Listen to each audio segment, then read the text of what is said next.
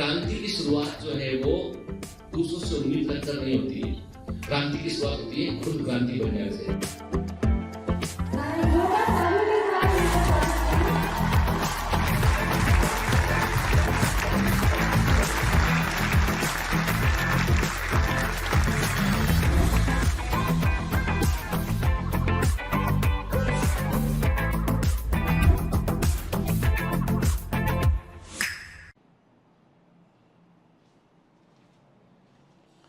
Hello commanders, welcome to Biomentors classes online. I am doctor Jitendra Singh. तो चलिए evolution की कहानी में हम आगे बढ़ते हैं। तो एपिसोड नंबर 2, मैंने पहले भी आपसे कहा था कि ये लेक्चर्स नहीं है, ये एपिसोड्स है जहां पर हम इवोल्यूशन की स्टोरी को समझने की कोशिश कर रहे हैं। मतलब पूरी की पूरी एक कहानी है, एक स्टोरी है, एक beautifully crafted story by the several scientist. कई सारे वैज्ञानिक इसमें इन्वॉल्व थे जिन्होंने इस स्टोरी को बतलाया कि हम उसी कहानी को जो है संक्षेप में समझने की कोशिश कर रहे हैं। इवोल्यूशन एक ऐसा चैप्टर है जिसको यदि आप पूरे साल पढ़ाना चाहो तो पूरे साल पढ़ा सकते हैं, तब भी कोर्स में कुछ ना कुछ छूट जाएगा। तो हमको यहां पर हमारा फोकस केवल और केवल एनसीईआरटी के ऊपर रखना है। एनसीईआरटी का 100% हमको जो है वो कंटेंट कवर करना है। साथ में कुछ क्वेश्चन सिलेबस को हमें कवर करना पड़ेगा ताकि हमारे जो रैंडम एमसीक्यूज उनको भी हम कवर कर सके। ठीक है ना। चलिए, तो पहले धारावाहिक में, पहले एपिसोड में आपने क्या देखा? आपने देखा क्या सिग्निफिकेंस था इवोल्यूशन का, कैसे इवोल्यूशन हुआ, कैसे लुईस पाश्चर ने कई लोगों के विश्वास को, उन्होंने जो कई लोगों का फेथ था ए बायोजेनेसिस के ऊपर, उसको उन्होंने तोड़ दिया। कि स्वान ने एक फ्लास्क एक्सपेरिमेंट किया। ठीक है, तो कई सारी चीजों को हमने पिछली बार देखा। अब उसी कहानी में हम आगे बढ़ते हैं। देखिए, लुईस पाश्चर ने ये एक बात को सिद्ध कर दिया। पाश्चर ने बतला दिया कि all life comes from the pre existing life. सभी जीवन जो है पहले से उपस्थित जीवन से ही आगे बढ़ता है, उसी से आता है। मतलब ए बायोजेनेसिस जैसी कोई चीज एग्जिस्ट नहीं करती है, कम से कम उस समय जब लुईस पाश्चर ने यह प्रयोग किया। क्लियर? हमने सेल यूनिट ऑफ लाइफ में देखा था, रुडोल्फ विर्कोव का स्टेटमेंट देखा था, ओमनिस सेलुला ई सेलुली, all living cells arises from the pre existing living cells. Clear? ठीक है, समझ गए बात को अब। लेकिन अभी तक हमारे पास एक प्रश्न का उत्तर नहीं आया। हमारे पास अभी तक एक प्रश्न का उत्तर नहीं आया। वो प्रश्न ये है कि पहली बार जीवन कैसे बना। चलिए, आज तो मान लिया हमने कि जीवन का विकास होता है, लाइफ जो है वो अलग अलग फॉर्म में एडॉप्ट हो जाती है, तो इसीलिए विभिन्न प्रकार के जीव देखने मिलते हैं, डाइवर्सिटी ऑफ ऑर्गेनिज्म देखने मिलता है, बायोडाइवर्सिटी देखने मिलता है। आज तो हमने इस बात को मान लिया। ठीक है, लेकिन पहली बार कैसे जीवन बना, वो भी तो इंपॉर्टेंट है। यानी क्या घटना घटी होगी इस प्रकृति में, ऐसा क्या यूनिक इवेंट घटा होगा कि पहली बार जीवन बना के। That is very important thing. तो मतलब यह है कि हमको, देखिए मैंने कहा ना कि ह्यूमन इवोल्यूशन की यदि आप बात करें, जैसे आप देख रहे हैं इस एनिमेशन में कि कैसे आदमी जो है वो इवॉल्व किया है कि फाइनली एप मैन से जो है वो मॉडर्न मैन तक जो है हम पहुंचे हैं। ठीक है ना। क्लियर? अब ये तो आपने एनिमेशन देखा। मैं आपसे कहता हूं कि यदि आप ह्यूमन इवोल्यूशन की बात करेंगे तो आप कहां पर स्टैंड करते हैं, तो इतना समझ लीजिए, यदि इवोल्यूशन एक 1000 पेज की बुक हो, कि 1000 पेजेस बुक के अंदर हो। ठीक है, यदि इवोल्यूशन एक ऐसी बुक हो जिसमें 1000 पेज हो, 1000 पेजेस इसके अंदर हो, तो उसमें ह्यूमंस का जिक्र, उसमें मनुष्य का जिक्र जो है वो लास्ट पेज में मिलेगा आपको, और वो भी लास्ट पैराग्राफ में।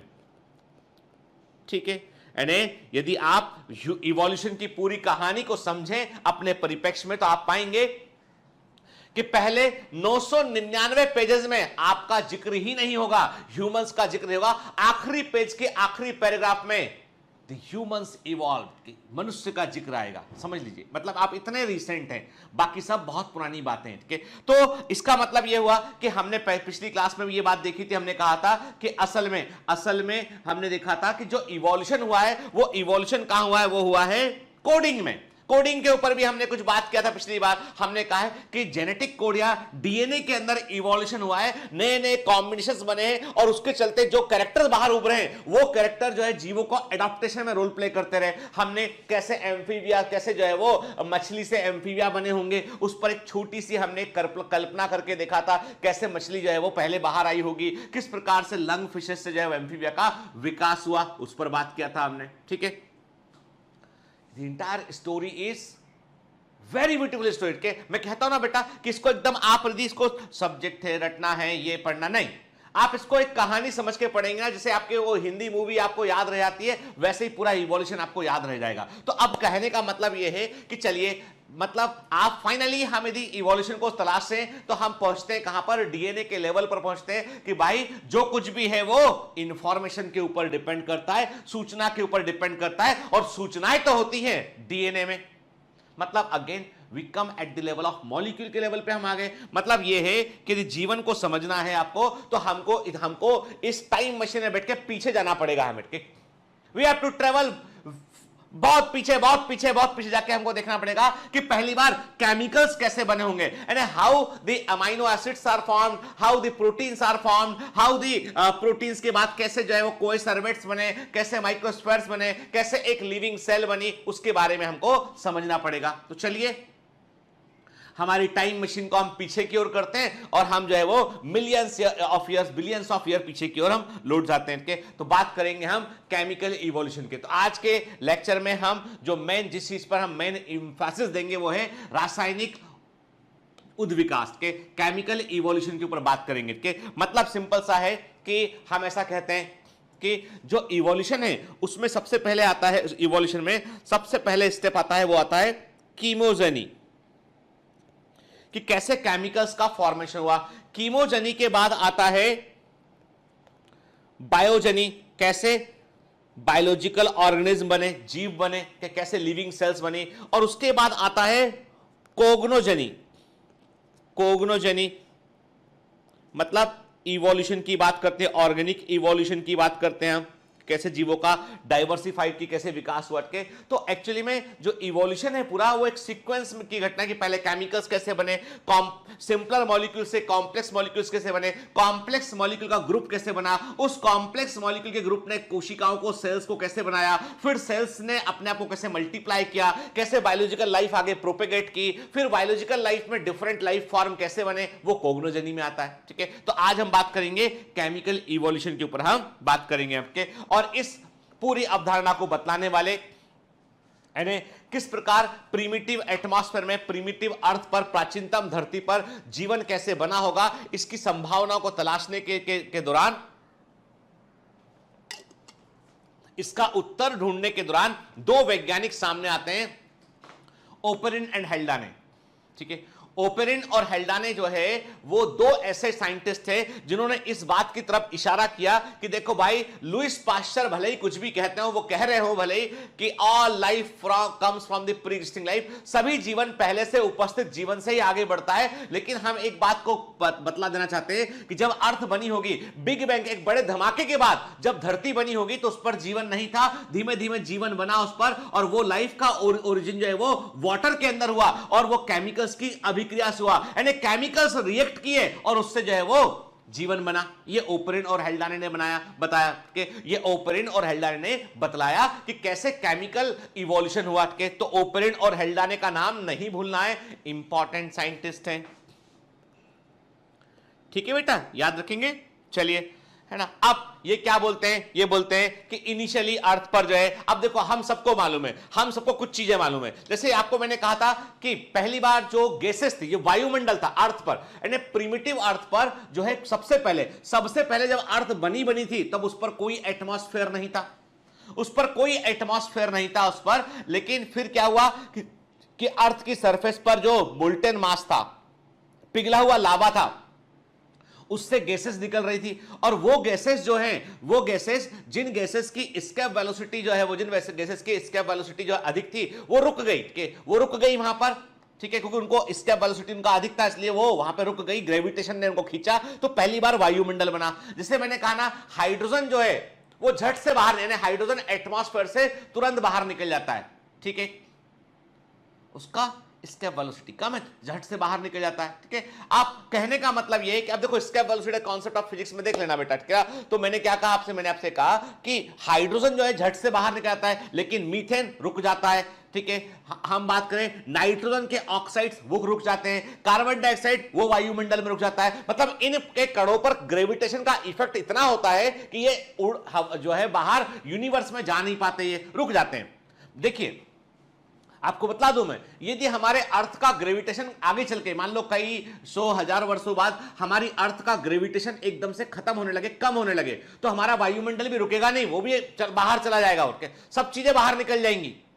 हमारी अर्थ का जो ग्रेविटेशनल फोर्स है वो सब चीजों को होल्ड किए हुए, वो सब चीजों को होल्ड किए हुए। तो जो हमारा वायुमंडल है वो पहली बार कैसे बना, उस मोल्टेन मास से बना वो। ठीक है, फिर हमने ये भी देखा था कि अल्ट्रावायलेट रेडिएशन आए, उन अल्ट्रावायलेट रेडिएशन ने जो वाटर वेपर्स थे उनको तोड़ा, तोड़ने पर ऑक्सीजन बना और हाइड्रोजन बना, और वो हाइड्रोजन बाहर निकल गया। जो शुरुआती ऑक्सीजन था वो ऑक्सीजन ने झट से क्रिया किया कार्बन से, CO2 बन गया। यानी प्रिमिटिव एटमॉस्फेयर में फ्री ऑक्सीजन नहीं थी। ये मत बोलना कि ऑक्सीजन का एग्जिस्टेंस है, गलती मत करना, गलती मत करना।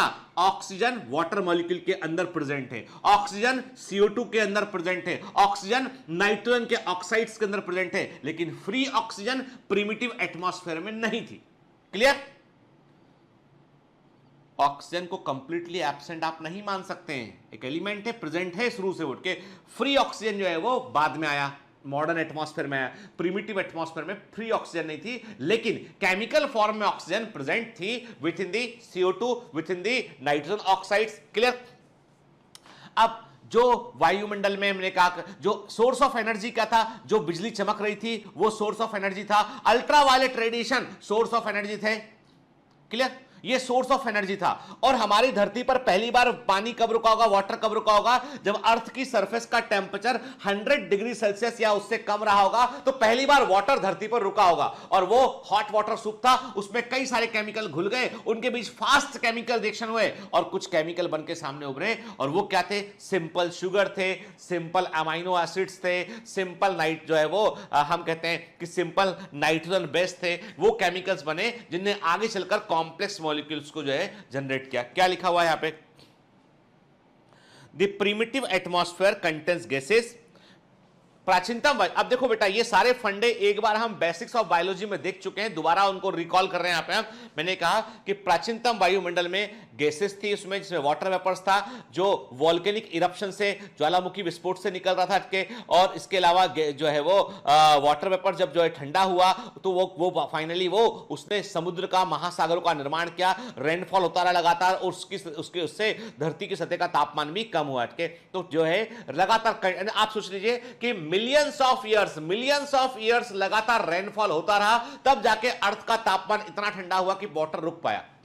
कभी घर में रोटी बनते हुए देखिएगा आप, तो आप देखना कि घरों में जब चपाती बनती है, रोटी बनती है, तो गरम तवा, जब मम्मी काम कर ले, मम्मी से बोलना जैसे आपकी आखिरी रोटी बने आप मुझे बता देना, आप कुछ मत करना, आप 2-4 बूंद पानी के लेना, एक चम्मच में आप डालना, आप देखोगे तवे पर जैसे ही पानी गिराएगा ना तो वाटर का ड्रॉप डांस करेगा और गायब हो जाएगा, उड़ जाएगा।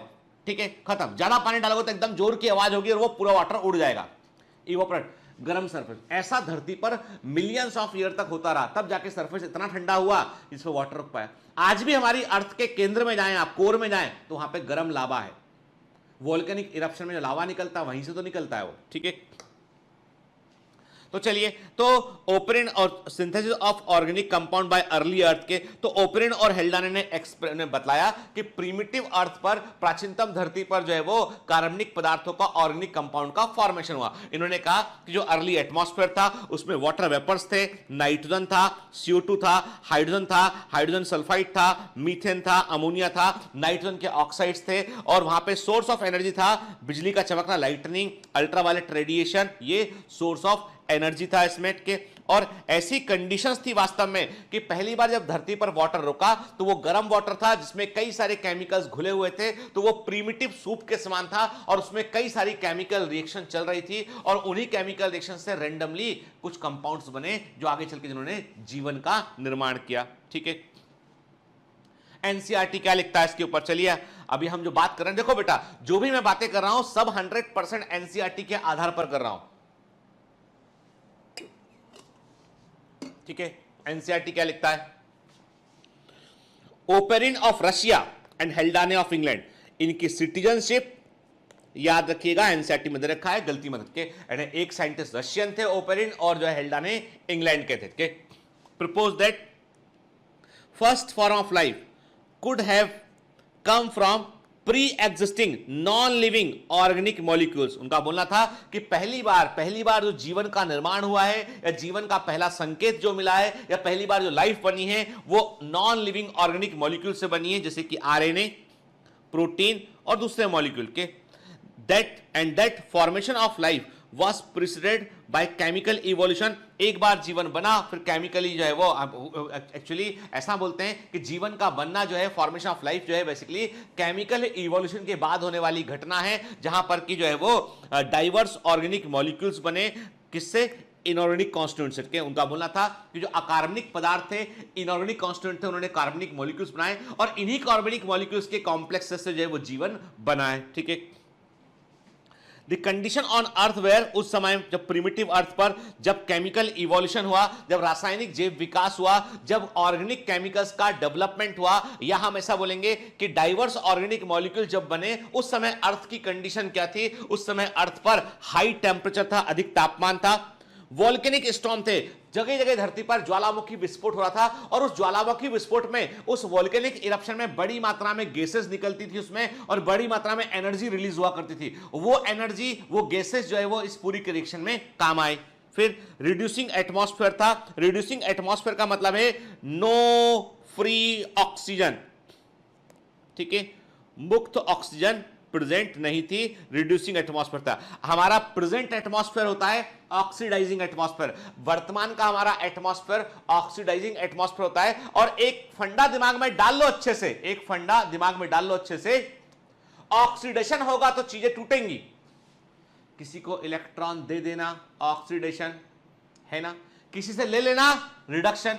तो लेने पर बढ़ेगा या देने पर बढ़ेगा? भाई लेंगे तो आपकी चीजें बढ़ेंगी। तो ऐसा मानते हैं कि रिडक्शन की प्रक्रिया हमेशा बनाने वाली प्रक्रिया होती है, सिंथेटिक प्रक्रिया होती है, संश्लेषण करने वाली प्रक्रिया होती है, जबकि ऑक्सीडेशन की प्रक्रिया तोड़ने वाली प्रक्रिया होती है। ऑक्सीजन ने केवल एक ही काम किया, तोड़ा तोड़ा तोड़ा। भाई ग्लूकोज को तोड़कर एनर्जी बाहर निकाल दी। रेस्पिरेशन में कौन कर रहा है? ऑक्सीजन कर रहा है। फोटोसिंथेसिस में आप जोड़ रहे हैं, रिडक्शन कर रहे हैं, CO2 में हाइड्रोजन जोड़ रहे हैं, हाइड्रोजन को जोड़ना रिडक्शन है बेटा। ठीक है, तो क्या हुआ? रिडक्शन कर रहे हैं, रिडक्शन में जो है वो क्या एनर्जी इकट्ठी होती है, रिडक्शन में चीजें बनती है। तो प्रिमिटिव एटमॉस्फेयर रिड्यूसिंग एटमॉस्फेयर था, जहां पर की एनाबॉलिक प्रोसेस चल रही थी, चीजें बन रही थी। और प्रेजेंट एटमॉस्फेयर जो है वो ऑक्सीडाइजिंग एटमॉस्फेयर होता है, चीजें टूटती हैं। तो आज यदि आप बोले कि आज ए बायोजेनेसिस होगा, तो नहीं पॉसिबल है, क्योंकि हमारा एटमॉस्फेयर प्रिमिटिव एटमॉस्फेयर से डिफरेंट है। क्योंकि हमारा वर्तमान वायुमंडल, हमारा प्रेजेंट एटमॉस्फेयर प्रिमिटिव एटमॉस्फेयर से डिफरेंट है, इसलिए आज ओरिजिन ऑफ लाइफ अपने आप नहीं हो सकता है। आज तो एक ही फंडा काम करेगा कि लाइफ पहले से प्रेजेंट लाइफ से आगे बढ़ेगी, लेकिन पहले केमिकल से लाइफ बनना पॉसिबल था रिड्यूसिंग एटमॉस्फेयर के चलते। चलिए ठीक है, क्या ये सच है? कहीं झूठ तो नहीं है ये कहानी? चलिए आगे बात करेंगे इसके ऊपर। अब देखिए, ओपेरिन और हेल्डाने की जो कॉन्सेप्ट है उसके ऊपर जो है वो मिलर और यूरे ने एक्सपेरिमेंट किया। ये पता लगाने की कोशिश की कि कहीं ओपेरिन बाबू और हेल्डाने गोली तो नहीं दे रहे थे। एक वहां जो नॉर्थ में लोग वर्ड यूज करते हैं गोली देना, ठीक है, कोई ज्ञान दे के चला गया ऐसी हवा में, कोई आधार नहीं, कोई लॉजिक नहीं उस काट के। तो कहीं ऐसा तो नहीं है कि ओपेरिन बाबू और हेल्डाने जी जो है वो ऐसे ही घुमा के चले गए हमको कहानी सुना के कि एक था राजा एक थी रानी, दोनों मर गए, खत्म कहानी। ठीक है, कहीं ऐसा तो नहीं है। तो पता लगाने की कोशिश करते चलिए। तो उन्होंने कहा, मिलर और यूरे ने कहा कि हम जो है प्रीमिटिव एटमॉस्फेयर के समान कंडीशन को निर्मित करेंगे। हम लेबोरेटरी में हम ऐसा प्रयोग डिजाइन करेंगे जो प्रीमिटिव अर्थ के समान होगा, और फिर देखते हैं कि सच्चाई क्या है, पता लगाते हैं हम कि चलो ठीक है करते हैं इस काम को। तो इन्होंने क्या किया? इन्होंने ऐसा देखिए, अब ये बिल्कुल एक्चुअल जो इक्विपमेंट इस्तेमाल किया गया था, ये वही यहां पर दिखाया गया इस फोटोग्राफ में आप देख रहे हैं।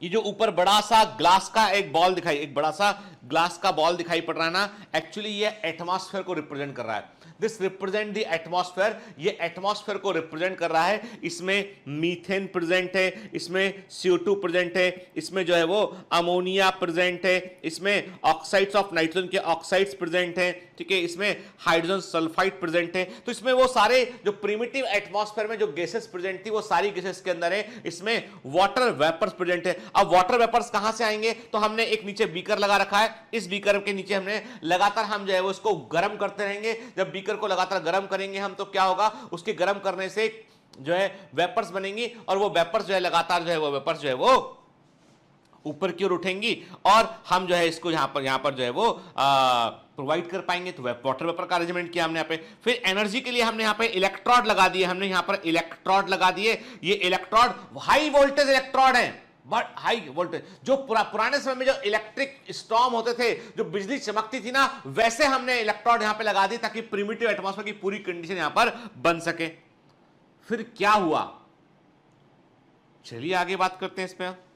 तो देखिए मिलर का एक्सपेरिमेंट आप देख रहे हैं यहां पे, कि अब इसको अच्छे से समझने की कोशिश की रख के, ये बड़ी इंपॉर्टेंट इमेज है और हमें कॉन्सेप्चुअल क्लैरिटी के लिए इसको समझना है। देखिए इलेक्ट्रोड लगे हुए हैं, इलेक्ट्रिक स्पार्क हो रहा है, ठीक है, गैसेस प्रेजेंट है, methane, ammonia, hydrogen, water vapours, क्या, ठीक है। आप देख रहे हैं लगातार वेपर्स को प्रोड्यूस किया जा रहा है, लगातार वेपर्स बन रहे हैं, वेपर्स जो है वो जा रहे हैं वहां पर और लगातार ये अब जो भी एटमॉस्फेयर में रिएक्शन होती है, फाइनली क्या हुआ कि वो रिएक्शन वाला केमिकल नीचे की ओर आएगा, यहां पे उसको ठंडा किया हमने और वो यहां पर स्मॉल ऑर्गेनिक मॉलिक्यूल यहां पर इकट्ठे हो जाएंगे। तो ये देखा गया कि इस पूरे प्रयोग में उन्होंने जो गैसेस कॉम्बिनेशन इस्तेमाल किया था वो मीथेन था, अमोनिया था, हाइड्रोजन था, वाटर वेपर्स थे के। तो अब इस कॉम्बिनेशन में इन्होंने क्या देखा, ठीक है, तो इन्होंने क्या देखा, मीथेन है, अमोनिया है, हाइड्रोजन के जो वाटर वेपर्स है, इन्होंने क्या देखा इसमें कि इन्होंने कभी ना तो अमाइनो एसिड डाला था वहां पे, ना सिंपल शुगर डाला था, लेकिन इनको प्रयोग के अंत में कुछ घंटे प्रयोग करने के बाद, कुछ दिन प्रयोग करने के बाद इन्होंने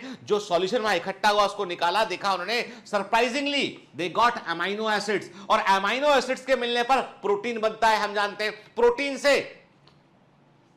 प्रोटीन और लिपिड के मिलने पर मेम्ब्रेन्स बनती हैं और मतलब जीवन बनने के कॉम्प्लेक्स सॉल्यूशन। सोचिए ना, जो आपने मॉलिक्यूल लिए ही नहीं प्रयोग में, वो आपको लिक्विड के अंदर मिल रहे हैं, मतलब बने हैं वो, तो ये पॉसिबल है।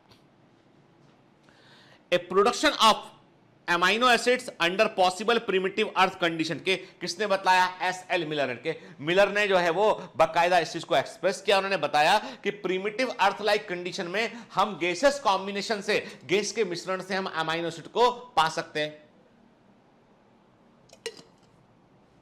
फॉर्मूला लिखा है इन्होंने, methane, ammonia, water vapours, hydrogen, electric discharge, amino acids including glycine and lysine इनको मिले।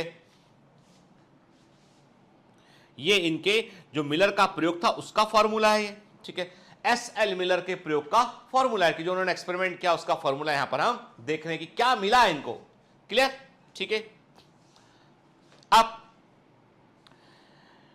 इस प्रयोग को रिविजिट किया गया, दोबारा किया गया इसको। मिलर का जो 1958 का प्रयोग था, इसको जो है वो एक साइंटिस्ट थे पार्कर, उन्होंने इसको रिविजिट किया, दोबारा किया और उसका उन्होंने सही कॉम्बिनेशन निकालने की कोशिश की और इस आंकड़े को जो है वो national academy of science USA में दिया गया। कहा गया कि एक्चुअली में ये जो अमाइनो एसिड्स हैं वो हमको वहां पर मिल सकते हैं। ग्लाइसिन मिलता है हमें एलेनिन मिलता है, फिर हमको सीरिन मिलता है और मिथेन मिलता है। ये वहां पर पॉसिबल है, मिल सकते हैं वहां पे हमको, ठीक है ना।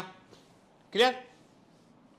मीथेन तब मिलेगा जब गैसेस कॉम्बिनेशन में हाइड्रोजन सल्फाइड भी प्रेजेंट होगा, तो हमको मीथेन भी यहां पर मिलता है। तो ये इन्होंने बकायदा, देखो ये एविडेंसेस हैं बकायदा, मैं आपको बता रहा हूं, ये रटना नहीं है आपको, ये आपको रटना नहीं है। मैंने कहा ना ये कहानी है, स्टोरी है। स्टोरी में कुछ पात्र आते हैं और चले जाते हैं, सब याद नहीं करना, अभी समझना है कि हाँ भाई ये था, सही था, ऐसा हुआ है। क्या लिखता है NCERT? In 1953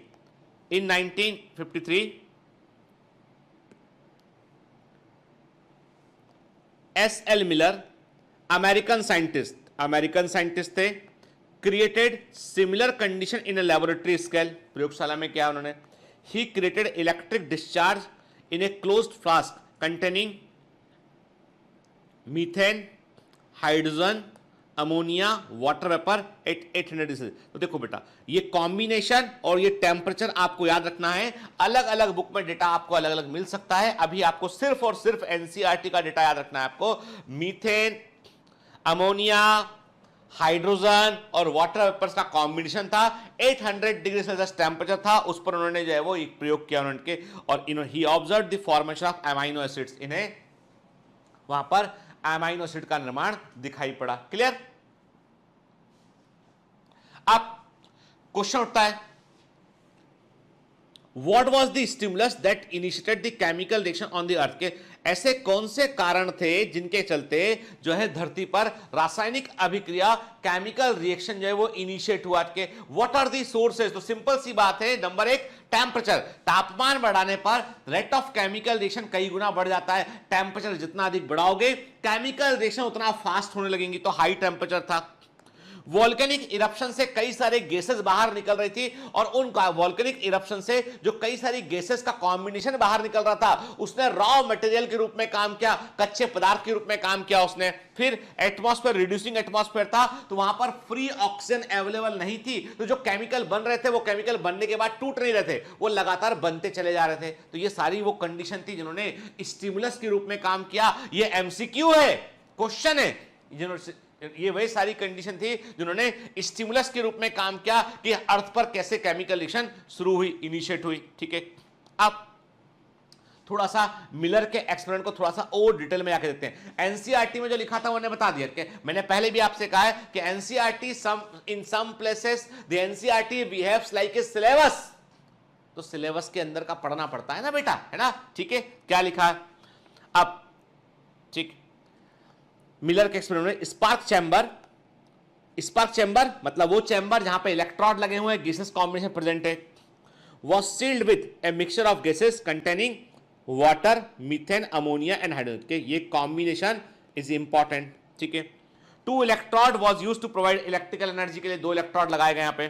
ठीक है, अब जो एक्सपेक्टेड क्वेश्चन, जो बड़ा डीप सीटेड इंफॉर्मेशन है, जो एनसीईआरटी में छिपी हुई इंफॉर्मेशन है, जिसके बारे में आपको बेटा पता होना चाहिए कि जो मीथेन, अमोनिया और हाइड्रोजन का जो रेशियो लिया उन्होंने वो 2:1 था। ठीक, मीथेन, अमोनिया और हाइड्रोजन, ठीक है, का जो रेशियो था वो क्या था? 2:1 था। ठीक, और साथ में वाटर वेपर थे।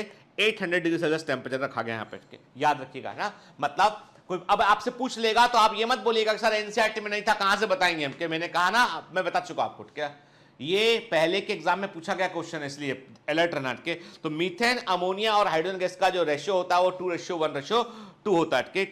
इलेक्ट्रिक स्पार्क जो होता है वो किस वोल्टेज पे रखा गया था? उसको 75,000 वोल्ट पे इसको रखा गया। जो इलेक्ट्रिकल स्पार्क होता है वो इलेक्ट्रॉन में जो करंट था वो हाई वोल्टेज करंट था, 75,000 वोल्ट का करंट था।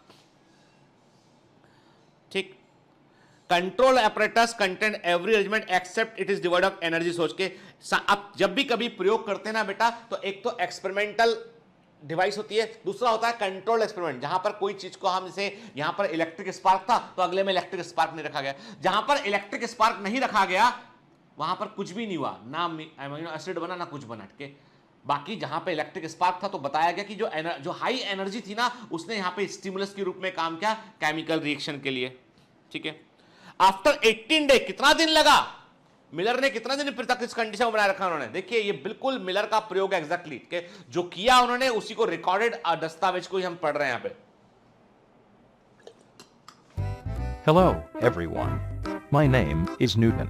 I hope you are enjoying. Sorry to disturb you in between lecture, but it's important to inform you. You should download Biomentors app from Google Play Store.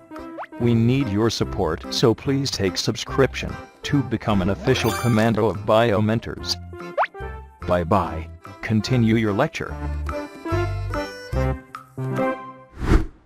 18 दिन, 18 days के बाद देखा उन्होंने कि amino acid बन चुके हैं, कुछ अमाइनो एसिड आपस में जुड़ चुके हैं, तो पेप्टाइड चेन का फॉर्मेशन भी वहां पर शुरू हो चुका है। ठीक है, एनसीईआरटी क्या लिखता है? In a similar experiment other observed formation of sugar, nitrogen bases, pigments and fat. अब आप बोलोगे सर ये कैसे पॉसिबल है? अरे भाई, जो गैसेस कॉम्बिनेशन है उसमें आप हाइड्रोजन सल्फाइड को मिला दो। जो गैसेस कॉम्बिनेशन है उसमें आप हाइड्रोजन सल्फाइड को भी मिला दो तो आपका मीथ्योनिन अमाइनो एसिड भी बन जाएगा। तो ये पॉसिबल है आपका, क्योंकि जो हमारी प्रिमिटिव अर्थ थी ना, वहां पे कोई गिनती की 4 गैस तो थी नहीं ना, और भी गैस निकल रही होंगी अलग अलग तरह की, तो वो जो गैस थी वो भी रिएक्ट कर रही होंगी वहां पे। तो अलग अलग साइंटिस्ट ने अलग अलग कॉम्बिनेशन का इस्तेमाल किया और उन्होंने शुगर भी बनाकर देख लिया, नाइट्रोजन बेस्ड पिगमेंट और फैट भी बनाकर देख लिया। मतलब पॉसिबल है, मतलब ये है कि earth is like a big laboratory जहां पर कोई भी केमिकल का बनना पॉसिबल था। Analysis of meteorite content also revealed similar compound indicating that similar process are occurring elsewhere in this space। अब देखिए इंटरेस्टिंग बात के जो मेट्रॉइड हमारी धरती पर गिरते हैं, ठीक है, मेट्रॉइड को हिंदी में क्या बोलते हैं, क्षुद्र ग्रह बोलते हैं, क्या बोलते हैं, तो जो मेट्रॉइड हमारी धरती पर गिरते हैं ना, जो आसमान कॉस्मिक जो हिस्से होते हैं जो अर्थ पर कई बार गिर जाते हैं, अर्थ के एटमॉस्फेयर आके जल जाते हैं, गिर जाते हैं धरती पर के, उनका जब स्टडी किया गया तो मालूम चला कि उनके अंदर भी वही केमिकल मिलते हैं जो अर्थ पर मिलते हैं। कहने का मतलब है same type of chemical process वहां भी चली है। मतलब ये एक यूनिवर्सल फिनोमिना है कि सब जगह पर पूरे यूनिवर्स में कहीं पर भी जो है वो इस तरह के गैसेस कॉम्बिनेशन मिल सकते हैं आपको। और अब लेकिन एक बात पर निर्भर करता है कि वो जो जिस अर्थ के जो अर्थ पर नहीं, हम स्पेस की बात कर रहे हैं, अर्थ तो हमारा प्लेनेट हो गया, यानी इस यूनिवर्स में कई सारे जो ऐसे प्लेनेट होंगे जहां पर ये सेम रिएक्शन चल रहा होगा, यानी पूरे यूनिवर्स में कहीं भी ये रिएक्शन चल रहा होगा। तो होता ये है कि जैसे कुछ प्लेनेट ऐसे होते हैं जिनका ग्रेविटेशन फोर्स काफी कमजोर होता है, तो उनमें गैसेस रुक नहीं पाती हैं, तो रिएक्शन कमजोर रहते हैं। कुछ में ग्रेविटेशन फोर्स नॉर्मल है, तो वहां पे ये चीजें हो रही होंगी यहाँ पे, तो डिपेंड करता है किस तरह का गैसेस कॉम्बिनेशन प्रेजेंट है। तो कहने का मतलब ये है कि जो मेट्रॉइड हैं, जो स्पेस से आने वाले जो कण हैं, उनको अध्ययन करें तो भी हमको मालूम चलता है कि सिमिलर टाइप ऑफ रिएक्शन जो है स्पेस में कहीं और भी हो रही होगी। ठीक है, with this limited evidence the first part of conjecture theory story chemical evolution was more or less accepted। अब कहने का मतलब है हमारी कहानी में जो पहला किरदार था कि जीवन आया कहां से, हालांकि हमारे पास बहुत ज्यादा पुख्ता प्रमाण नहीं है। मिलर का एक्सपेरिमेंट हमारे पास प्रमाण के तौर पर है, ओपेरिन और हेल्डाने की थ्योरी हमारे पास में है, लेकिन अभी भी हमारे पास कोई ऐसा पुख्ता सबूत कि कैसे बना होगा वो हमारे पास नहीं है। लेकिन हम इतना जानते हैं कि हां ऐसा होने पर यह संभव है। तो स्टोरी का पहला पार्ट कि लाइफ कैसे बना, ये पार्ट हमें, यानी जो हमारी कंजंक्टर स्टोरी है, मतलब जिसके अलग अलग भागों को हमने जोड़ा है जैसे स्टोरी में, उसका पहला पार्ट जो है हमको बतलाता है कि किस प्रकार से लाइफ जो है वो बना होगा। ठीक है, तो ओरिजिन ऑफ लाइफ के अब सिंपल सी बात है, मतलब ये है कि सबसे पहले केमिकल इवोल्यूशन हुआ, केमिकल्स बने और वो कॉम्प्लेक्स ऑर्गेनिक मॉलिक्यूल थे जो थे, उन्होंने आपस में क्रिया किया और उसके बाद जो है वो कुछ ऐसे मॉलिक्यूलर एग्रीगेट्स बने। देखिए सिंपल सी बात है, हम समझने की कोशिश करें इसको। सिंपल मॉलिक्यूल उससे क्या बने, कॉम्प्लेक्स ऑर्गेनिक मॉलिक्यूल बने, उससे क्या बने, उससे मॉलिक्यूलर एग्रीगेट्स बने और उसके बाद फिर इन मॉलिक्यूलर एग्रीगेट्स के बाद में फिर प्रोकैरियोटिक सेल का फॉर्मेशन हुआ होगा। ठीक है, तो कैसे, तो कहने का मतलब ये कि पहले प्रोटीन्स, अमाइनो एसिड्स बने, फिर प्रोटीन्स बने, प्रोटीन के समूह बने, फैट बना, फैट और प्रोटीन का समूह मिला वहां पे, तो हमने क्या बोला, माइक्रोस्फेयर्स बने, कोएसर्वेट्स बने और उसके बाद धीमे धीमे प्रोकैरियोटिक सेल इवॉल्व की, देन उसके बाद यूकैरियोटिक सेल इवॉल्व हुई। ठीक है, मतलब सारा कुछ शुरू हुआ है वो केमिकल इवोल्यूशन से, सारा कुछ शुरू हुआ है वो कीमोजेनी से, सब कुछ की शुरुआत हुई है केमिकल इवोल्यूशन से, कीमोजेनी से केमिकल्स बने और उसके बाद फाइनली लाइफ जो है बना के। मतलब ये है कि आज भी हम बोलते हैं first sign of life is nucleic acid, के नाभिकीय अम्ल को हम बोलते हैं कि जीवन का पहला चिन्ह बोलते हैं। These are the molecules that can replicate itself, जो अपनी कॉपी तैयार कर सकते हैं। कि भले ही ये इंडिपेंडेंट लाइफ नहीं है, याद रखिएगा कि एक स्वतंत्र जीवन एक मिनिमम एक सेल के अंदर, एक कोशिका के अंदर देखने मिलता है। एक इंडिपेंडेंट लाइफ के लिए मिनिमम एक सेल की रिक्वायरमेंट होती है, लेकिन हम ऐसा बोलते हैं कि फर्स्ट साइन ऑफ लाइफ, जीवन के संकेत या जीवन के चिन्ह जो है वो हमें मॉलिक्यूलर लेवल पर दिखना शुरू हो जाते हैं और वो फर्स्ट साइन ऑफ लाइफ होता है न्यूक्लिक एसिड। सबसे पहला न्यूक्लिक एसिड जो बना वो था आरएनए। ठीक है, चलिए, तो कुल मिला के बात यह है यहां पे कि जो कॉस्मिक फोर्सेस थे, जो हमारी अर्थ पर काम करने वाले फोर्सेस थे, जो जियोलॉजिकल फोर्सेस थे, उन्होंने क्या काम किया, उन्होंने मॉलिक्यूल्स के, उन्होंने जो है वो मॉलिक्यूल्स के बनने में रोल प्ले किया। कुछ साइंटिस्ट कहते हैं कि पहले के समय में यूनिवर्स पे लगातार कहते हैं कि कई सारे मेट्रॉइड अर्थ की सरफेस पर आकर टकराए हैं और वो भी कुछ अलग अलग केमिकल लेके आए। कुछ कहते हैं कि एल्यूमिनियम जो है वो बाहर से यहां पर आया हुआ है, कुछ कहते हैं कि हमारे पास जो डायमंड्स हैं वो भी बाहर से आए हुए हैं, तो कुछ कह पाना बड़ा मुश्किल है। कुछ लोग ऐसा भी कहते हैं कि देयर आर सर्टेन प्लेनेट, कुछ ऐसे ग्रह हैं जहां पर डायमंड की बारिश होती है, जब रेनफॉल होता है तो डायमंड्स नीचे गिरते हैं, रॉ डायमंड, चमकता हुआ हीरा नहीं कि अंगूठियां गिर रही नीचे, कैसा नहीं होता, तो रॉ डायमंड नीचे गिर रहे हैं, ऐसा कहते हैं। कितनी सच्चाई है कितना झूठ है इसमें यह कह पाना बड़ा मुश्किल है, परंतु इस यूनिवर्स में हम बहुत थोड़ा सा जानते हैं, बहुत सारे राज ऐसे जो हमने भी नहीं जानते हैं। फिर मैंने क्या कहा कि जियोलॉजिक घटनाएं घटी, केमिकल इवोल्यूशन हुआ, उसके बाद फिर बायोलॉजिकल इवोल्यूशन हुआ, ठीक है ना, clear. We have no idea, NCERT लिखता है we have no idea that about how the first self replicating metabolic capsule of life arose के, हमें कोई जानकारी इस बात की नहीं है कि पहली बार ऐसा स्ट्रक्चर जो जिसमें वास्तव में जीवन हो, जो अपने आप को मल्टीप्लाई कर रहा हो, वो पहली बार कैसे बना होगा, इस बारे में जानना थोड़ा सा मुश्किल है और अभी हमारे पास का कोई पुख्ता प्रमाण नहीं है और कोई हमें आइडिया इस बात का नहीं है कि पहली बार कोई ऐसी लिविंग सेल जिसने अपने आप को मल्टीप्लाई किया वो कब बनी, कैसे बनी, तो इसके केवल हम अंदाजा लगा सकते हैं। अभी तक हमें कोई निश्चित जानकारी हमको नहीं मिली है। लेकिन यदि हम थोड़ा सा जो है वो फॉसल एविडेंस के ऊपर बात करें, थोड़ा सा हम जो है वो लॉजिकल साइंटिफिक तरीके से बात करें और हम अर्थ के जियोलॉजिकल स्केल को जाकर देखें, अर्थ के हम जो है वो पास्ट को जाकर देखें, हम पैलियो बायोलॉजी की बात करें, तो हम पाते हैं कि first non cellular form of life के पहला जीवन का ऐसा चिन्ह जो सेल के फॉर्म में नहीं था, दे मे बी कोएसर्वेट्स क्या हो गया, मॉलिक्यूलर एग्रीगेट्स हो गया, माइक्रोस्फेयर्स क्या हो गया, मॉलिक्यूलर एग्रीगेट्स हो गया, they can replicate themselves and they can join with, वो अपने आप को अपने आकार को बढ़ा सकते थे, they can increase themselves and they can divide into two, and coacervates जो है वो केमिकल को जोड़ेगा बढ़ जाएगा, फिर दोस्तों में बढ़ जाएगा। यहां से शुरुआत हुई ना, कभी भी ये सोच के ना, कभी भी सेल जो बना होगा ना पे जो शुरुआती जो आज के हम बिलियंस ऑफ ईयर्स पहले जाके बात कर रहे हैं, हम 3 बिलियन ईयर्स एगो जाके बात कर रहे हैं यहां पे, तो हम क्या देख रहे हैं, हम देख रहे हैं कि कॉम्प्लेक्स ऑर्गेनिक मॉलिक्यूल्स बने, जुड़ गए आपस में, मॉलिक्यूलर एग्रीगेट बन गया, मॉलिक्यूलर एग्रीगेट का साइज बढ़ रहा है, फिर साइज इतना बढ़ गया कि वो दो हिस्सों में टूट गया हो, सरफेस टेंशन काम किया होगा, कोई ना कोई फोर्स काम किया होगा, दो हिस्सों में टूट गया, वो दो बन गए, फिर उसने अपने आप को जोड़ा, साइज को बढ़ाया उसने, फिर बढ़ाया, फिर दो हिस्सों में टूट गया वो। अरे यही तो शुरुआत थी रेप्लिकेशन की, कि यहीं से रेप्लिकेशन की शुरुआत हुई, कि यहीं से डिवीजन की बात आई कि सेल डिवाइड कैसे करती है, ठीक है। The first non cellular form of life could have originated 3 billion years ago back, ठीक है। ये सारे ईयर्स बेटा याद रखने के, यानी पहला अकोशी जीवन का ऐसा रूप जो सेल के फॉर्म में नहीं था, that may be molecular aggregates, यानी हम क्या बोलेंगे, जो सेल के फॉर्म में नहीं था, बेसिकली वो क्या थे, वो थे मॉलिक्यूलर एग्रीगेट, वो थे मॉलिक्यूलर एग्रीगेट स्टेट के, ये 3 बिलियन ईयर्स अगो बने के, they would have been giant molecules, RNA protein polysaccharide, मैंने कहा ना ये बड़े अणु हो सकते हैं जो आरएनए प्रोटीन पॉलीसेकेराइड के कॉम्बिनेशंस हो सकते हैं, ठीक है, और ये अपने आप को डिवाइड करते हैं, मतलब ये अपने आप को जो है वो पहली बार कब बने थे, ये 3 बिलियन ईयर्स अगो बने थे।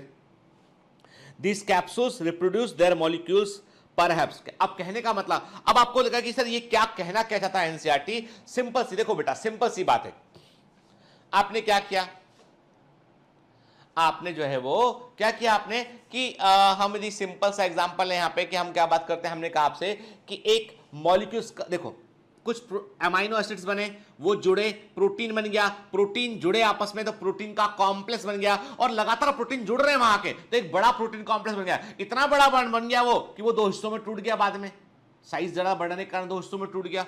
तो एक से दो हुए कि नहीं हुए, जो टूटे हुए हिस्से थे उन्होंने फिर प्रोटीन जोड़ना शुरू किया, फिर साइज बढ़ाया, फिर दो हिस्सों में बढ़ गए वो, यही घटना घटी है और ये हो सकता है, बिल्कुल पॉसिबल है, ठीक है।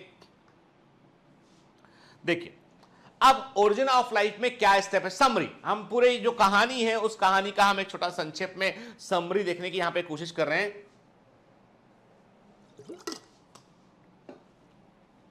देखिए फ्री एटम्स, एंड कौन से ऐसे एटम हैं जो ओरिजिन ऑफ लाइफ में फ्री एटम्स के फॉर्म में सबसे अधिक काम आए हैं, वो है हाइड्रोजन, ऑक्सीजन, कार्बन और नाइट्रोजन। इनऑर्गेनिक मॉलिक्यूल में कन्वर्ट हुए, हाइड्रोजन मॉलिक्यूल H2 बना, वाटर वेपर H2O बना, CO2 बना, मीथेन बना, अमोनिया बना, ठीक है। फिर इनऑर्गेनिक मॉलिक्यूल्स ने सिंपल ऑर्गेनिक मॉलिक्यूल्स को बनाया कि जो CH4 और H2O जुड़ा तो क्या बन गया, सिंपल शुगर बन गया, ठीक है, सिंपल शुगर बन गया, फैटी एसिड बन गए, ग्लिसरॉल बन गए, CH4 H2O और अमोनिया जुड़ा तो अमाइनो एसिड्स बन गए, CH4 methane plus water plus ammonia plus hydrogen cyanide जुड़ा तो प्यूरिन्स ऑफ पायरिमिडीन बन गए। ये जो रिएक्शन है ये याद रखना बेटा, ये बड़े इंपॉर्टेंट रिएक्शन है, वेरी वेरी इंपॉर्टेंट, ठीक है ना। ये बहुत अधिक साइंटिफिक इंफॉर्मेशन देने वाले रिएक्शन के, मतलब सिंपल केमिस्ट्री है कि वाटर मॉलिक्यूल और मीथेन जुड़ा तो simple sugar, fatty acid, glycerol बन सकते हैं। वाटर मॉलिक्यूल और मीथेन प्लस अमोनिया जुड़ा तो अमाइनो एसिड बन गया। Water molecule, methane plus ammonia plus hydrogen cyanide जुड़ा तो प्यूरिन्स और पायरिमिडीन बन गए बेटा, ठीक है, क्लियर है ना।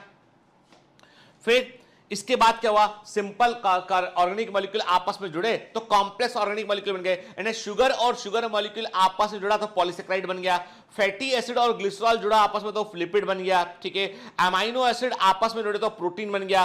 Purine plus sugar plus phosphate जुड़ा तो न्यूक्लियोटाइड बन गया, ठीक है। और न्यूक्लियोटाइड आपस में जुड़े तो न्यूक्लिक एसिड बन गया। मतलब दिस वाज द इवेंट, ऐसा इवेंट घटा जब डीएनए आरएनए अस्तित्व में, पहले आरएनए बना बाद में डीएनए बना, ठीक है। उसके बाद क्या हुआ, इसके बाद जब कॉम्प्लेक्स ऑर्गेनिक मॉलिक्यूल आपस में जुड़े, सुनना बेटा ध्यान के, जब कॉम्प्लेक्स ऑर्गेनिक मॉलिक्यूल आपस में जुड़े ना तो बड़े बड़े ऑर्गेनिक मॉलिक्यूल के एग्रीगेट्स बन गए, मॉलिक्यूलर एग्रीगेट बन गए। मतलब ये ऐसे थे जिन्होंने अपना साइज बढ़ा रहे थे फिर दो हिस्सों में टूट रहे थे, इनको बोला हमने कोएसर्वेट्स बोला। वेरी वेरी इंपॉर्टेंट, क्या बोला इनको हमने, कोएसर्वेट्स बोला, कोएसर्वेट्स बने, ठीक है। फिर कोएसर्वेट जो था उसके अंदर न्यूक्लिक एसिड आ गया। अब न्यूक्लिक एसिड ने अंदर आने के बाद क्या किया कि पूरी चीजों को कंट्रोल करना शुरू कर दिया उसने। यानी पहली बार कोएसर्वेट्स में न्यूक्लिक एसिड आया, कोई ऐसा मॉलिक्यूल अंदर आया जो पूरे के पूरे स्ट्रक्चर को डिक्टेट करने की कोशिश कर रहा था, वो अफेक्ट करने की कोशिश कर रहा था कि नहीं अब जो प्रोटीन बनेंगे उसको हम बताएंगे। पहली बार ऐसा हुआ, कैसे हुआ अभी तक कहानी के ये लिंक मिसिंग है, पर पहली बार कोएसर्वेट्स में अमाइनो एसिड अंदर, जो न्यूक्लिक एसिड अंदर गया तो हमने बोला कि जो सेल के सेल नहीं है, this is not a cell but it is a cell like structure, इसको प्रोटोबायोन्ट कहा हमने। क्या होते हैं प्रोटोबायोन्ट, कोई बोलता है बताइए कि प्रोटोबायोन्ट क्या होता है। They are the nucleic acid control coacervates, ये कोएसर्वेट्स हैं जिनका कंट्रोल न्यूक्लिक एसिड करा है और उसके बाद फिर प्रोकैरियोटिक सेल बनी, प्रिमिटिव सेल्स बनी।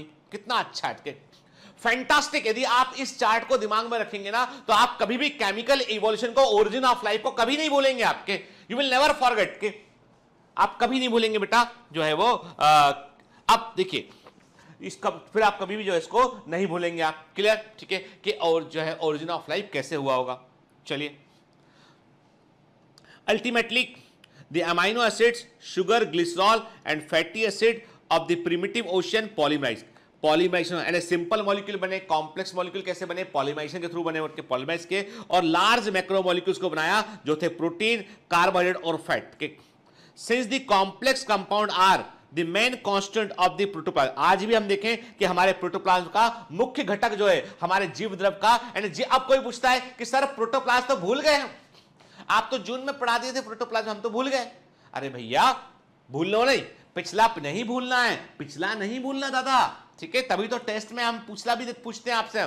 कई बच्चों को बहुत नाराजगी होती है, सर टॉपिक, केवल टॉपिक का टेस्ट क्यों नहीं लेते हो, मतलब ऐसे धमकी भरे मेल भी आते हैं सपोर्ट टीम के बाद, सर को बोलो ना जो टॉपिक पढ़ा रहे हैं उसका ही टेस्ट लिया करें, पिछला क्यों लेते हैं। अब हम तुमसे सीखेंगे ये कि हमें तुमसे क्या पूछना चाहिए, सामने होते ना तो कान पकड़ के एक थप्पड़ जोर का मारते हैं, समझ गए बात को, और नहीं तो क्या। तुमको नहीं बोल रहा बेटा, तुम मत डरो, तुमको नहीं बोल रहा मैं, उसको बोल रहा हूं, उनको बोल रहा हूं जो ऐसे मेल करते हैं, फिर बोलते दूसरा मेल, बताओ ना सर को। मतलब मेल यदि बोल सकता होता, यदि मेल बोल सकता होता तो मेल में ऐसे ऐसे ऐसे मुंह दिखाई पड़ते, बताओ ना सर को क्या पढ़ा रहे हैं। केवल एनसीईआरटी क्वेश्चन देना चाहिए, और केवल ऐसे क्वेश्चन दे जो सिर्फ मुझसे बने, और मैं जिनको 100% कर पाऊं, नंबर चाहिए ना, और नहीं तो क्या। भैया ऐसा नहीं होता ना दादा, कॉम्पिटिटिव एग्जामिनेशन है तो इतनी लिबर्टी दे दो हमको। हम आपसे हाथ जोड़ के प्रार्थना करते हैं कि प्रश्न हमें चुनने दीजिए, हम जो बता रहे हैं उस पर मेहनत कीजिए। हम आपसे कहते हैं आप सिर्फ चलते रहिए पथ पर, आप निकल जाएंगे बेटा। 1000 से ऊपर बच्चा सिलेक्ट हुआ है बायोमेंटर से इस बार, तो ऐसी हवा में नहीं हुआ, वो कुछ किया होगा तब तो हुआ बेटा। उन बच्चों ने भी कुछ किया होगा, हमने कुछ उनके लिए किया होगा, तब जाके म्यूचुअलिज्म बनाना बेटा। तुम होशियार हो तो जाओ भैया, ज्यादा होशियार की जरूरत नहीं है यहां पे हमको, ठीक है। बहुत होशियार नहीं चाहिए हमको, हमको चाहिए समर्पित कमांडो। मैं कहता हूं बेटा कि तुम स्टूल पे खड़े हो जाओ और यहां से कूदो, अब जंप लगाओ 3 बार, तो वो बोले, सोचे भी ना वो 1 मिनट के लिए कि सर ने बोला है तो हमको नहीं करना है, क्यों करें। जैसे क्यों दिल में आता है ना, तो गुरु शिष्य का जो भरोसा है ना वो टूट जाता है। मैं कह रहा हूं कि ऐसा होगा मतलब ऐसा करना है, मतलब करना है, क्योंकि मैं कभी आपका बुरा नहीं चाह सकता, इसलिए मैं जो कह रहा हूं उसको फॉलो कीजिए। समझ गए बात उसके। अभी मैं क्या बता रहा था आपको, मैंने आपसे कहा कि जीव द्रव्य क्या होता है, protoplasm is the truly alive part present inside the cell. वास्तविक जीवित भाग होता है। Protoplasm is the polyphasic colloidal solution होता है, याद है ना, ठीक है। जो it is the workshop where all the life activities are carried on. ये वो जगह होती है जहां पे जीवन की सभी मेटाबॉलिक क्रियाएं चल रही होती है। तो क्या हुआ बेटा कि आज भी यदि हम प्रोटोप्लाज्म को देखें तो हमें कॉम्प्लेक्स मॉलिक्यूल बड़ी मात्रा में उसमें देखने मिलते हैं, और इन्हीं कॉम्प्लेक्स ऑर्गेनिक मॉलिक्यूल ने प्रोटोप्लाज्म को बनाया होगा। क्या लिखा है यहां पे, since the complex compound are the main constituent of the protoplasm of all living cells, their synthesis established the possibility of origin of life in the primitive ocean। चूंकि कॉम्प्लेक्स ऑर्गेनिक मॉलिक्यूल आज भी protoplasm के का important भाग होते हैं, जैसे ये बने होंगे तो इससे इस बात की पुख्ता प्रमाण मिलते हैं कि प्रिमिटिव ओशन में जीवन बन सकता है, ठीक है। The oceanic water become a rich mixture of organic compound। जो प्रीमिटिव ओशन था उसका जो वाटर था, वो वाटर जो है एक सूप के समान हो गया, जिसमें कि कई सारे जो है वो ऑर्गेनिक कंपाउंड प्रेजेंट थे, और इसको जेवियस हेल्डाने ने कहा था द डाइल्यूट सूप के प्रीमिटिव सूप कहा था उन्होंने, उसको जो है वो सूप कहा था, डाइल्यूटेड सूप कहा था इसको उन्होंने, या उन्होंने प्रीमिटिव ओशन को जो है वो एक प्रकार से हॉट वाटर सूप, उसके लिए उन्होंने हॉट वाटर सूप वर्ड का इस्तेमाल किया, या डाइल्यूटेड सूप कहा इसको उन्होंने, हेल्डाने ने। At the later stages the microspheres carrying opposite electrical charges के, अब जो प्रोटीन मॉलिक्यूल होते हैं उनमें अमाइनो एसिड होते हैं, वो अलग अलग जो है वो केमिकल से क्रिया कर सकते हैं, और जो अमाइनो एसिड होते हैं दे कैन बी चार्ज, उनमें अलग अलग पीएच पर उनमें इलेक्ट्रिकल चार्जेस उनमें आ सकते हैं। कहां पढ़ा हमने, बायोमोलिक्यूल्स में, याद है आपको आइसो इलेक्ट्रिक पीएच के बारे में बात किया था हमने कि दोनों सिरों पर चार्ज आता है अमाइनो एसिड में के। तो माइक्रोस्फीयर थे, उसमें इलेक्ट्रिक चार्जेस थे बेटा जो प्रोटीन से बने होंगे के। तो इनको उन्होंने, ओपेरिन ने क्या बोला, उन्होंने कहा कोएसर्वेट। तो ओपेरिन ने टर्म कोएसर्वेट का इस्तेमाल जो है ओपेरिन ने किया, उन्होंने कहा कि ऐसे प्रोटीन के गोले जो जुड़ गए आपस में जिनमें कि इलेक्ट्रिकल चार्जेस प्रेजेंट थे, उनको उन्होंने कोएसर्वेट्स कहा। These coeservates drop were different in the chemical composition and the reaction which took place in them. Okay, they had common properties and still definite individualities and structure. They could grow in size as a result of absorbing substances dissolved in the surrounding water. मैंने क्या कहा आपसे, जो coeservates थे उनके अंदर chemical reactions हो रही थी। अब कोएसर्वेट की मजेदार बात यह कि कोएसर्वेट्स के अंदर जो केमिकल कंपोजिशन था ना, वो कोएसर्वेट्स के अंदर होने वाली केमिकल रिएक्शन को डिसाइड कर रहा था। देखो, एक तो पूरा समुद्र है, पूरा ओशियन है जिसके अंदर केमिकल रिएक्शन चल रही है, एक कोएसर्वेट्स है, उसमें लिमिटेड अमाउंट में जो है वो ऑर्गेनिक कॉम्प्लेक्स ऑर्गेनिक मॉलिक्यूल एक साथ प्रेजेंट है, तो इनकी रिएक्शन बाहर समुद्र में होने वाली रिएक्शन से थोड़ी अलग होगी। तो पहली बार ऐसा हुआ कि कोई ऐसा स्ट्रक्चर समुद्र के अंदर बन गया, प्रिमिटिव ओशन में बन गया, जो अपनी अलग केमिकल रिएक्शंस को कर रहा था, क्योंकि केमिकल कंपोजिशन डिफरेंट था। बने ये और कॉम्प्लेक्स मॉलिक्यूल के समूह से थे, लेकिन जब केमिकल पास पास में आते तो अलग तरीके से बिहेव किए वो केमिकल, वो ऐसा हुआ। और इन्होंने आसपास के जो दूसरे मॉलिक्यूल्स थे उनको अट्रैक्ट किया, इस सरफेस पर इलेक्ट्रिकल चार्जेस थे, दूसरे मॉलिक्यूल आए, वो जुड़ते चले गए, इसमें जुड़ते चले गए, इनका साइज बढ़ने लगा, साइज बढ़ते बढ़ते दो हिस्सों में टूट गए, डिवीजन भी हो गया इसका, ठीक है। These coeservates drops become more complex and created diversity among themselves. Chemical जुड़ते चले गए, इनमें अलग अलग तरह के कोएसर्वेट्स बने। Certain combinations of compound made them more stable, कुछ कोएसर्वेट्स अधिक स्टेबल थे, वो कभी भी जैसे बड़े होंगे दो हिस्सों में टूट जाएंगे, लेकिन वो कोएसर्वेट अपनी प्रॉपर्टीज को लूज नहीं करते, वो लगातार केमिकल को अपने अंदर इकट्ठा करते रह जा रहे थे। Oparin and his co-worker produce several artificial coacervates, Oparin और उनके को-वर्कर ने जो है ओपेरिन और की बात करें हम तो ओपेरिन और उनके को-वर्कर ने कई सारे जो है वो आर्टिफिशियल कोएसर्वेट्स को बनाया फ्रॉम जिलेटिन से, गम से, अरेबिक और अदर सब्सटेंसेस से, ये बताने के लिए कि हाँ सेल के समान दिखने वाले स्ट्रक्चर आप जो है वो बनना पॉसिबल थे। ठीक है, another important event in the origin of life was the formation of the nucleic acid in the primitive ocean। मैंने कहा ना प्रिमिटिव ओशन में न्यूक्लियोटाइड्स बने, न्यूक्लियोटाइड्स का पॉलीमराइजेशन हुआ, उससे न्यूक्लिक एसिड बने और nucleic acid were the first sign of life. और मैंने क्या कहा था, मैंने कहा था यहां पर प्रोटोबायोंट वर्ड यूज किया था। कुछ कोएसर्वेट्स में न्यूक्लिक एसिड अंदर चले गए और वो न्यूक्लिक एसिड जो है कोएसर्वेट्स को कंट्रोल करने लगे। यहां से न्यूक्लियस की कंट्रोलिंग पावर, न्यूक्लियस जो है यहां से जो है वो न्यूक्लिक एसिड, यहां से न्यूक्लिक एसिड की कंट्रोलिंग पावर की जानकारी मिली हमको। The nucleotides were formed in the primitive ocean by combination of the nitrogenous bases, pentose sugar and phosphoric acid. These molecules were like naked genes, के genes के समान थे ये।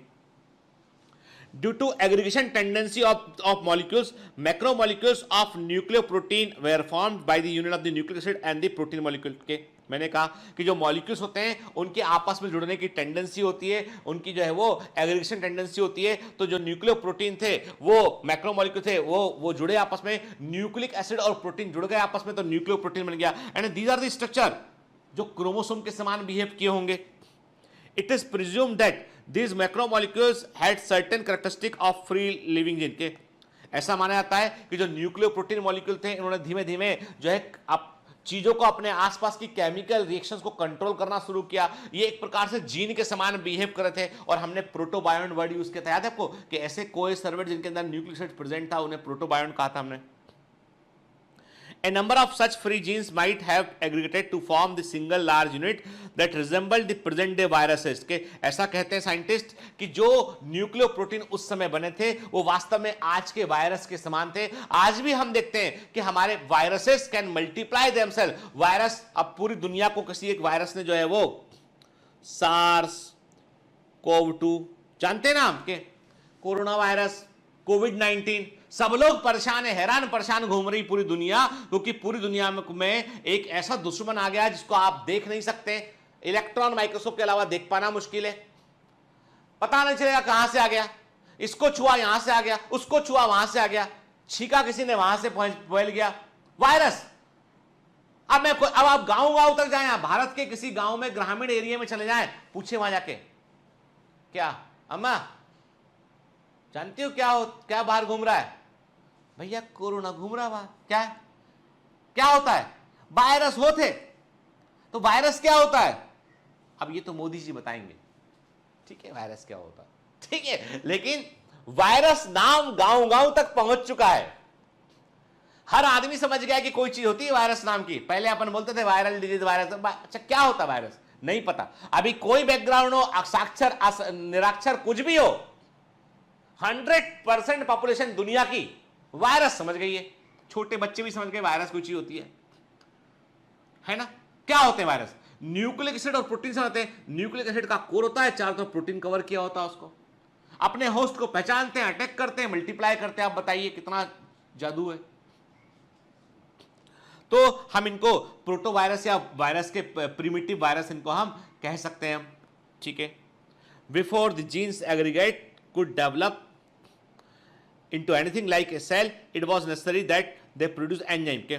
Before the genes aggregate could develop into anything into the cell, it was necessary that they produce enzyme के। मैंने कहा ना आपसे। अब इंटरेस्टिंग बात है कि जो न्यूक्लिक प्रोटीन बने होंगे उन्होंने कुछ ऐसे प्रोटीन को डायरेक्टेड, कुछ ऐसे प्रोटीन के बनने को उन्होंने डायरेक्टेड किया जो प्रोटीन किसी केमिकल रिएक्शन को फास्ट कर पाते होंगे, किसी केमिकल रिएक्शन में वो इस प्रकार से काम करते होंगे कि रेट ऑफ रिएक्शन को बढ़ा देते होंगे, वहां से एंजाइम का अस्तित्व में आए, और एंजाइम जैसे सामने आए तो अब केमिकल रिएक्शन जो चल रही थी कोएसर्वेट्स के अंदर वो फास्ट रेट से चलने लगी। With the formation of enzymes condition were now favourable for cell to be form के मतलब यह है कि सीधा सेल नहीं बना कि आप सोचिए कि प्रोटोबायोंट बना सीधा सेल बना। सबसे पहले जो न्यूक्लिक एसिड कोएसर्वेट्स के अंदर आए उन्होंने कुछ ऐसे प्रोटीन बनाए उन्होंने जो रेट ऑफ केमिकल रिएक्शन को बढ़ा सकते हो, जो केमिकल रिएक्शन को इतना फास्ट रेट में कर सकते हो कि जिस केमिकल रिएक्शन को होने में कई दिन लगते हो कई साल लगते हो वो फटाफट हो जाती हो। इससे क्या हुआ, इससे उनका कंट्रोल बढ़ गया और सेल में जो है वो जो सेल के बनने के नींव रखी गई, यहाँ पे सेल बनने की शुरुआत की गई। यहाँ पे they were very simple cells at first, prokaryotic cell बने सबसे पहले, बैक्टेरिया बने। आज भी यदि आप बैक्टेरिया को देखो, बैक्टेरिया में क्या है, बैक्टेरिया में सिर्फ और सिर्फ सेल मेम्ब्रेन है, बाहर सेल वॉल है, अंदर उसमें नेकेड डीएनए मॉलिक्यूल प्रेजेंट है और वो सब कंट्रोल कर रहा है। केवल राइबोसोम पर, राइबोसोम क्या है, आरएनए और प्रोटीन, राइबोसोम है। क्या प्रिमिटिव ओशन में जो शुरुआती कोएसर्वेट्स थे, जो प्रोटोबायोंट थे, उनमें राइबोसोम नहीं हो सकते? क्यों नहीं हो सकते? राइबोसोम है क्या, राइबोसोमल आरएनए और प्रोटीन का कॉम्प्लेक्स, और क्या है, बस इतना ही तो है राइबोसोम। दैट कैन पॉसिबल, ठीक है। तो मतलब मॉलिक्यूल्स कैन डू एनीथिंग के, तो प्रोक्रियोटिक सेल बना यहां पे, ठीक है। अब एनसीईआरटी क्या लिखता है इस कहानी के बाद, the first cellular form of life, जीवन का पहला कोशिकी रूप जो है, did not possibly originate till about 2000 million year के, मतलब वो कहते हैं कि आज से तकरीबन यदि आप 2000 मिलियन वर्ष पहले जाएं, आज से अब तकरीबन आप 2000 मिलियन वर्ष पहले जाएं, तकरीबन 2 बिलियन वर्ष पहले आप जाएं, तो आप पाएंगे कि उस समय तक जो है वो सेल्स नहीं बनी थी, उसके बाद सेल आई, उसके बाद सेल आई। एग्जैक्ट टाइमिंग बता पाना मुश्किल है, परंतु इतना मालूम है कि तकरीबन 2000 मिलियन ईयर से पहले तक जो है वो सेल्स जो है वो नहीं बनी थी के, दे वर पॉसिबली। इसके बाद प्रोबेबली सिंगल सेल्स बने। All life forms were in water environment, मतलब ओरिजिन ऑफ लाइफ केवल वाटर के अंदर हुआ। This version of abiogenesis, अब यहाँ हम कहते हैं ये क्या रिप्रेजेंट कर रहा है, ये रिप्रेजेंट कर रहा है कि कैसे लिविंग सेल्स बने यहाँ पे, ठीक है, मतलब कैसे केमिकल्स इवॉल्व हुए, वो केमिकल इवोल्यूशन है, कीमोजनी है। अब हम बात कर रहे हैं बायोजनी की। The first form of life arose slowly through evolutionary forces from non-living molecule is accepted by majority के। अब क्या कहता है आपसे, what is the meaning of biogenesis? वो कहता है कि कॉम्प्लेक्स ऑर्गेनिक मॉलिक्यूल से धीमे धीमे जीवन का विकास हुआ है, पहला जीवन का रूप बना और जीवन का रूप बनना ही बायोजेनेसिस है के। तो ये थ्योरी को कई लोग मानते हैं, ठीक है। However, once formed, how the first cellular form of life could have evolved into the complex biodiversity is today is a fascinating story that we will discuss ahead। अब कहने का मतलब ये कि सबसे बड़ा चुनौती, सबसे बड़ी चुनौती, सबसे बड़ा जो चैलेंज था, सबसे बड़ा चैलेंज जो साइंटिस्ट के सामने था वो ये था कि कैसे हम एक सिंगल सेल को धरती पर लेकर आए, कैसे बनी होगी इसका पता लगाए, और उसके बाद एक single cell can do miracles. क्या फिर तो जैसे एडाप्टेशन मिले, जैसी कंडीशन मिली, तो अमीबा भी बना, पैरामीशियम भी बना, का जो है वो हम कहते हैं अमीबा सिंगल सेल्ड है, पैरामीशियम सिंगल सेल्ड है के, ठीक। फिर हम बात करते हैं बैक्टीरिया, कई सारे सिंगल सेल बैक्टीरिया दिखाई पड़ते हैं हमको के, हमें कई सारे जो है वो एल्गी होती है, क्लेमाइडोमोनास सिंगल सेल होती है, मतलब फिर तो सिंगल सेल बने, मोनेरा बना, प्रोटिस्टा बना, प्लांटी बना, फंजाई बना, एनिमलिया बना, फिर तो पूरी लंबी कहानी है कि जैसा जैसा कंडीशन मिलती चली गई वैसे वैसे एडॉप्टेशन होता चला गया, वैसे वैसे जीव अपना विकास करते रहे चले गए, और वही इवोल्यूशन है और वही सबसे फैंटास्टिक स्टोरी का भाग है। मतलब बस कहानी तो अब शुरू हुई है, एपिसोड 3 जो है वहां से कहानी की असली शुरुआत होती है। ये तो बैकग्राउंड था पूरा, ये पूरा बैकग्राउंड था जिसके ऊपर हमने बात की, पूरा का पूरा जो है वो बैकग्राउंड था। आज हमने केवल अभी हमने क्या देखा, अभी हम एनसीईआरटी में शुरुआती हिस्सों में ही है, अभी हमने देखा कि कैसे सेल बनी, देन एक फैसिनेटिंग स्टोरी है कि कैसे जो है चीजें इवॉल्व करती चली गई। ये एपिसोड्स हैं, बोर तो नहीं हो रहे ना इवोल्यूशन में, ये आपको मैं कह रहा हूं आपसे, बायोलॉजी का सबसे इंटरेस्टिंग चैप्टर आपको रहेगा अब तक का, जो आपने कभी इमेजिन नहीं किया होगा, क्योंकि इवोल्यूशन को हम बहुत बोर बेकार समझते, वैसा है ही नहीं है। It's a very interesting story, ठीक है। मैं कम से कम मैं तो ऐसा मानता हूं। अब मैं अपने पर्पस में कितना सफल रहा ये आप मुझे बताएंगे, तो पढ़ते रहिए, मेहनत करते रहिए, ऑल द बेस्ट।